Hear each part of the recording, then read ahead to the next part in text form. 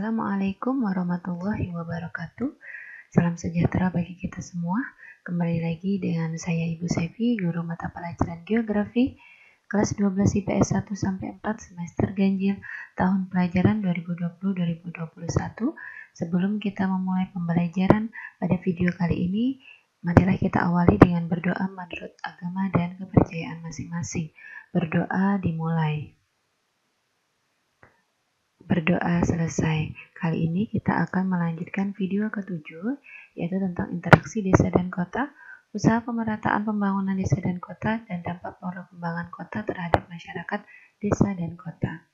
Sebelum kita memulai materi pada kali ini, kita ingat-ingat terlebih dahulu materi pada video sebelumnya, yaitu video 6 dan video 5 yang berkaitan dengan struktur keuangan kota dan struktur keuangan desa. Ya, kalian masih ingat bagaimana ciri-ciri struktur keuangan kota dan struktur keuangan desa ya? Dimana kalau desa itu dominan kegiatannya pada aspek agraris, pertanian, perkebunan, perikanan, sedangkan kota selain dari aspek agraris ya, lebih ke perdagangan dan jasa. Kemudian dari ciri-ciri masyarakatnya juga berbeda antara desa dan kota. Yang di desa masih memegang adat istiadat walaupun dengan tingkat perkembangan yang berbeda-beda, dengan perkembangan desa yang berbeda, sedangkan kota ini agak lebih modern. Kemudian yang lainnya bisa kalian lihat lagi pada video 5 dan 6 ya. Adapun tujuan pembelajaran pada video kali ini adalah yang pertama, menganalisis interaksi desa dan kota, kemudian usaha pemerataan pembangunan desa dan kota, dan dampak perkembangan kota terhadap masyarakat desa dan kota.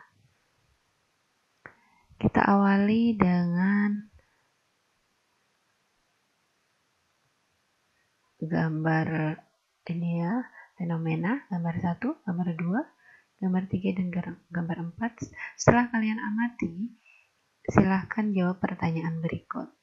Deskripsikan interaksi desa dan kota pada gambar berikut ya.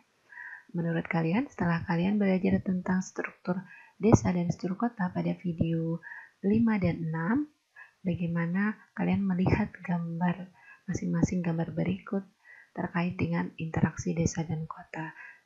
Kalian bisa lihat di gambar 1 ini ya, banyak pemukiman kumuh ya, semi permanen, sedangkan di ujung sini ada gedung-gedung yang tinggi, ya ini di perkotaan, fenomena yang bisa kita lihat di perkotaan di setiap negara di dunia ini termasuk Indonesia ya. Ini adalah akibat dari urbanisasi wilayah desa ke wilayah perkotaan ya, seperti di gambar 2 ini biasanya terjadi pada saat liburan lebaran ya, atau libur panjang, yang dari kota banyak yang pulang kampung, kemudian ketika liburan berakhir kembali lagi ke kota, mereka membawa saudaranya atau tetangganya untuk bekerja di kota. Sebenarnya tidak masalah pada wilayah kota ketika datang ke kota dengan bekal pengalaman kerja dan tujuan kerja yang sudah pasti. Yang menjadi masalah adalah datang ke kota tanpa ada pengalaman kerja dan tujuannya tidak jelas ke kota, sehingga ketika sampai ke kota yang penting mendapat pekerjaan, akhirnya mereka membuat pemukiman-pemukiman semi permanen seperti ini. Kemudian di gambar 3 dan 4 ini yang bisa kita lihat di daerah desa ya, ini adalah potensi desa, lahan pertanian cukup luas, kemudian wisata alamnya cukup banyak ya. Seharusnya ini bisa menjadi potensi bagi desa untuk dikembangkan dan mensejahterakan masyarakat desa, dan mereka tidak perlu lagi ke kota. Nah, ini dari gambar 1 sampai gambar 4 ini adalah dampak dari interaksi desa dan kota, baik yang dampaknya negatif maupun yang dampaknya positif. Nah, lebih lanjutnya kita akan bahas pada slide-slide berikutnya. Kemudian kita akan bahas dulu interaksi desa dan kota. Dari Definisinya merupakan hubungan timbal balik dua wilayah atau lebih karena perbedaan potensi wilayah. Interaksi wilayah suatu proses hubungan timbal balik antara kedua wilayah atau lebih dan mampu menimbulkan gejala kenampakan atau permasalahan baik secara langsung maupun tidak langsung. Contohnya, kota membutuhkan tenaga kerja dan suplai kebutuhan pokok seperti sayuran, beras, dan lain-lain dari desa. Sedangkan desa membutuhkan pekerjaan, peralatan elektronik, pendidikan, dan lainnya sehingga kota dan desa bisa saling berinteraksi karena saling membutuhkan. Nah, ini interaksi desa dan kota.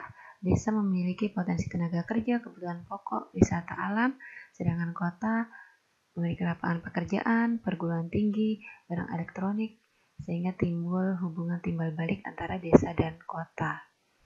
Selanjutnya, faktor yang menyebabkan interaksi antar wilayah.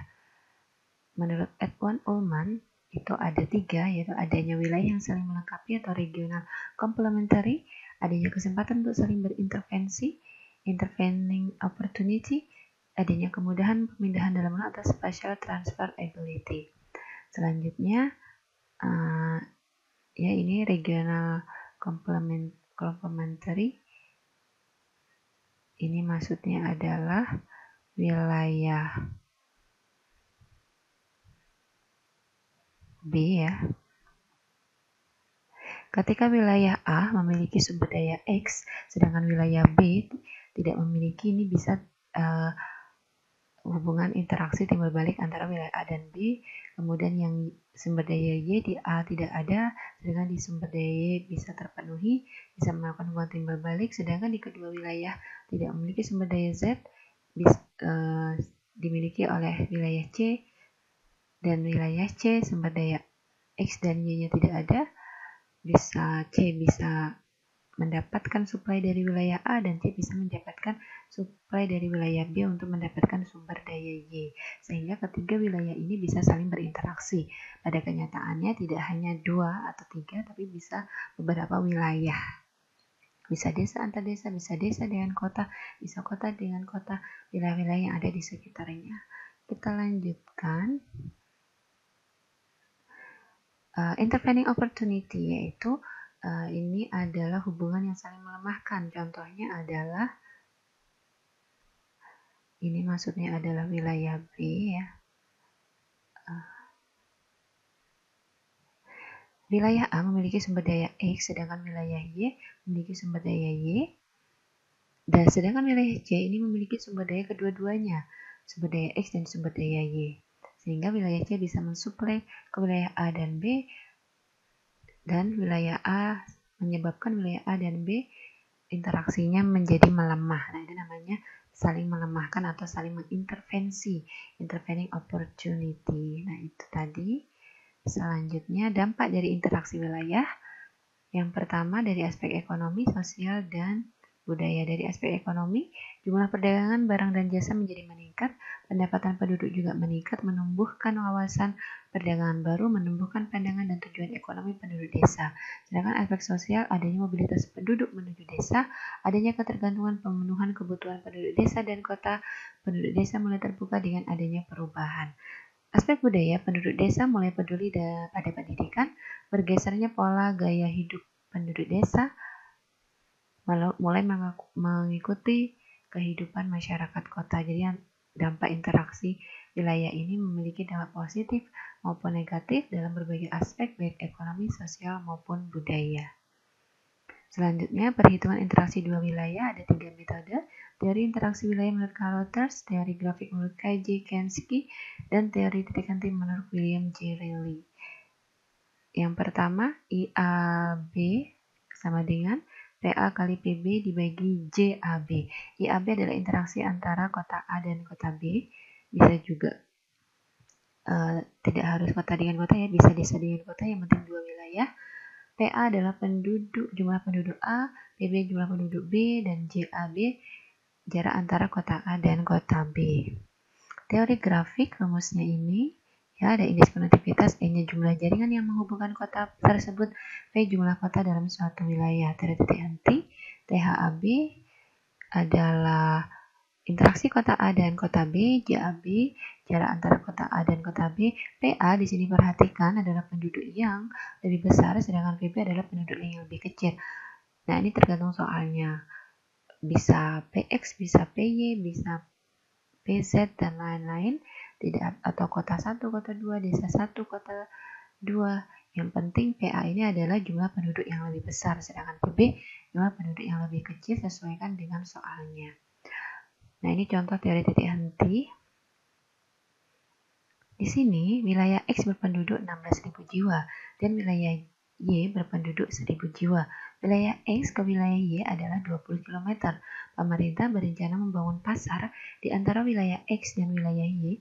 Posisi ideal membangun pasar adalah, jawaban diketahui yang ada di soal ini. X penduduknya adalah 16.000 jiwa, Y penduduknya adalah 1.000 jiwa, dan jarak antara X ke Y 20 km. Ditanya adalah posisi ideal membangun pasar antara kota X dan kota Y, yaitu THXY.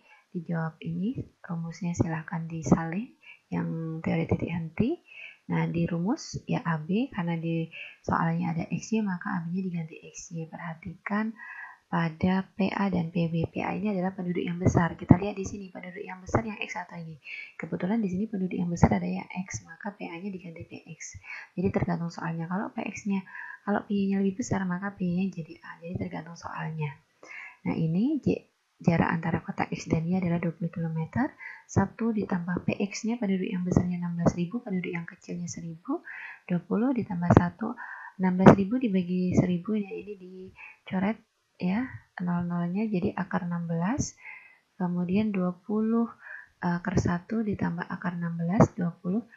1 ditambah akar 16, 4. 20 bagi 5, 4. Nah, perhatikan di sini 4 km itu dari wilayah X atau Y. Nah, 4 km adalah dari wilayah yang penduduknya sedikit. Nah, di sini yang penduduknya sedikit adalah yang Y. Jadi tergantung soalnya penduduk sedikitnya ada di wilayah yang mana. Kesimpulannya adalah, jadi lokasi pasar ideal berada pada 4 km, jarak 4 km dari wilayah Y yang berpenduduk lebih sedikit dari wilayah, bukan Y ya, dari wilayah X. Gitu, kita lanjutkan. Selanjutnya, usaha pemerataan pembangunan desa dan kota. Nah, ini untuk usaha pemerataan pembangunan desa, upaya-upayanya adalah salah satunya meningkatkan keterampilan masyarakat desa, pengurusan sertifikat tanah gratis sehingga para petani lebih dimudahkan dalam hak kepemilikan tanah, memperkuat akses rakyat kepada pemodalan, memberikan asuransi pertanian dan perikanan untuk melindungi usaha petani dan nelayan. Usaha pemerataan pembangunan kota, ya, yang pertama pembatasan penduduk pendatang yang tidak memiliki keterampilan khusus, penyebaran pembangunan sarana dan prasarana perhubungan di wilayah pedesaan untuk memecahkan kepadatan perkotaan. Jadi orang desa tetap bisa ke kota tanpa harus bertempat tinggal atau menetap di perkotaan, sehingga tidak menambah kepadatan di wilayah perkotaan, sedangkan interaksi desa dan kota tetap berjalan dengan lancar. Kemudian pemerataan fasilitas kesehatan pendidikan untuk menciptakan SDM di wilayah pedesaan yang kompeten dan siap bersaing dengan SDM di perkotaan, sehingga masyarakat desa tidak harus pergi ke kota untuk mendapatkan fasilitas kesehatan dan pendidikan yang baik. Selanjutnya, dampak pembangunan kota terhadap masyarakat desa dan kota. Ya, di sini pada aspek lingkungan, bencana banjir di wilayah kota itu disebabkan oleh daerah resapan air dan bantaran sungai karena bantaran sungainya digunakan untuk pemukiman penduduk. Kekeringan di pedesaan disebabkan oleh perubahan musim karena peningkatan suhu atmosfer. Pencemaran lingkungan di wilayah perkotaan disebabkan oleh limbah rumah tangga dan industri tanpa diolah, dibuang langsung ke sungai ataupun ke tanah. Ini juga disebabkan oleh penduduk kota yang cukup padat dengan kebiasaan masyarakat yang kurang peduli terhadap lingkungan, sehingga pencemaran lingkungan juga meningkat. Lahan yang sebelumnya terbengkalai, ini termasuk dampak positifnya ya. Yang sebelumnya terbengkalai dapat menjadi lahan bermanfaat seperti di pemukiman, pertokoan, dan industri. Nah, kemudian selanjutnya, pada aspek sosial ekonomi, dampak positifnya bagi desa adalah penduduk desa semakin maju, sarana dan prasarana transportasi semakin baik, kesadaran keluarga berencana mulai meningkat, perekonomian di desa juga makin baik. Bagi kota, tetap penuhnya kebutuhan pangan dan tenaga kerja dari desa, produk industri di kota dapat dipasarkan di wilayah desa. Sedangkan dampak negatif bagi desa, kekurangan tenaga kerja di bidang pertanian karena banyak penduduk yang produktif itu mencari pekerjaan di kota, peningkatan budaya konsumerisme dan hedonisme, kemudian kekurangan tenaga kerja terdidik karena banyak yang mencari pekerjaan di kota. Sedangkan di kota terjadinya peningkatan pengangguran dan penduduk miskin akibat urbanisasi ya. Ini terutama bagi yang tidak memiliki keterampilan pekerjaan dan sehingga muncul pemukiman kumuh. Penutup, interaksi desa dan kota terjadi dengan adanya perbedaan potensial sumber daya baik manusia maupun alamnya.